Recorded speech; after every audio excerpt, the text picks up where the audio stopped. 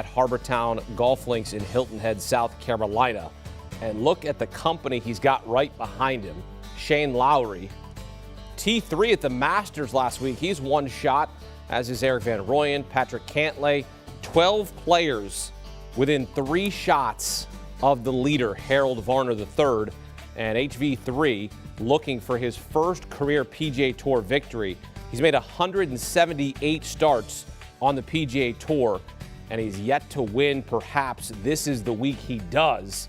Doug Bell, our analyst here on CBS Sports HQ, also a contributor to the First Cut podcast. He actually picked Harold Varner III pre-tournament, plus 5,000 to win this, and now he's among the favorites to win at plus 500, with just a one-shot lead going into the final round on Sunday there in South Carolina. Get some instant analysis. Welcome in Sportsline data scientist and the host of the First Cut podcast, Rick Gehman. Harold Varner III leads the way after a spectacular third round. Cards a bogey-free 8 under 63. This after a 1 over 72 in round 2. Rick, what did you see from HV3 in the third round?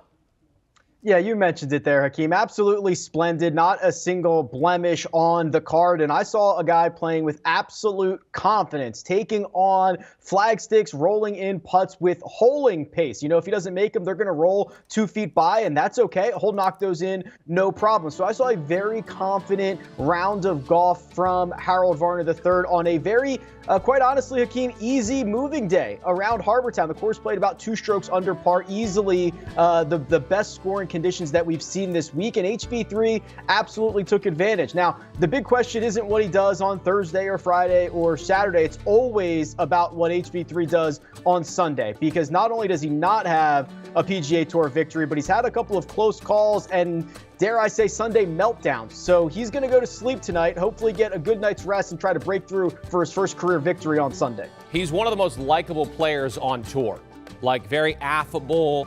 When you watch him play, he's just fun to watch him play. If you listen to his interviews, like just a guy that you root for on the PGA Tour. And this is certainly a fan favorite in terms of trying to win this week.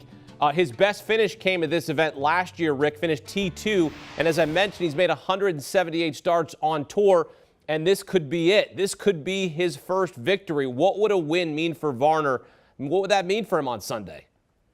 Yeah, it would mean a lot. And you saw even after his rounds, he kind of went in the booth and did a little commentating. He's just a very likable guy. There is not a single person out there that doesn't get along with Harold Varner III. But this would really be important for him. He does have 2 victories worldwide, but never on the PGA Tour. And that's kind of the one gaping hole on his resume. So if he could kind of, knock off this thing that he has going on Sundays and actually finish the job, I think it's a situation where you could see a lot more confident play from Harold. I mean, he is prototypically a pretty good modern player. He doesn't drive it very far, but he gets his irons and his wedges dialed in, and he can get a hot flat stick. So it would not be at all that big of a surprise to see a victory and then him just contending more often. I think confidence is a big thing for him. He talked about it in his post-round interview. It's not something that comes with just playing on Sundays. Confidence comes with winning on Sundays. How about your guy, Doug Bell?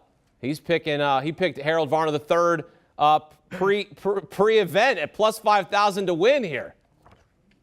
He might want to take the cash out option right now, but it's an excellent pick from Doug Bell. He knows exactly what he's talking about. And, it's a really interesting selection before the tournament because HV3 is not long off the tee, but this is a course where it asks for your precision off the tee, precision on approach. That's HV3's game. Maybe we should have seen it coming. Good call, Doug Bell. Yeah, that'd be a nice payout if HV3 ends up winning. It'd be a nice payout, of course, for him as well. 11 players within 3 shots of the lead. A host of players nipping at his Nikes. Varner with a 1-shot lead over 3 golfers, including reigning FedEx Cup champ Patrick Cantlay. Rick, who's your pick to win the RBC Heritage and don the famous plaid jacket? Yeah, you mentioned the biggest issue for HV3 is everyone chasing him. And shout out Honorable mention here to Hudson Swafford, who's 25-1, who's won recently. But I think it's Patrick Cantlay. He went out and shot just a 1 under 70 on Saturday. Did not play very good golf, and he's still in the mix. Contrast that with what we saw from HV3 going out and shooting basically the round of the week, and it's still only a 1-shot lead. That's a little bit concerning because when Patrick Cantlay gets out there and taps into 3 top 7 finishes in the last 4 trips to Harbortown, when he taps into that level of experience, when he taps into being the PGA Tour Player of the Year, the 4 victories from last season, I mean, that is just a lot to overcome for anyone, let alone HV3. So I believe that this is going to be Patrick Cantlay's Sunday, and he's going to be the winner of the RBC Heritage. Well, if he wins, it would be his 7th win on the PGA Tour. But I'll tell you what, maybe your head is rooting for Patrick Cantlay and your money bag emojis on Sunday morning, but I know your heart is with Harold Varner III because, look, I'm rooting for that guy to get his first win. It'd be an incredible story to see him win on Sunday there at the RBC Heritage. Rick breaking it down for us here on CBS Sports HQ. Rick, thanks.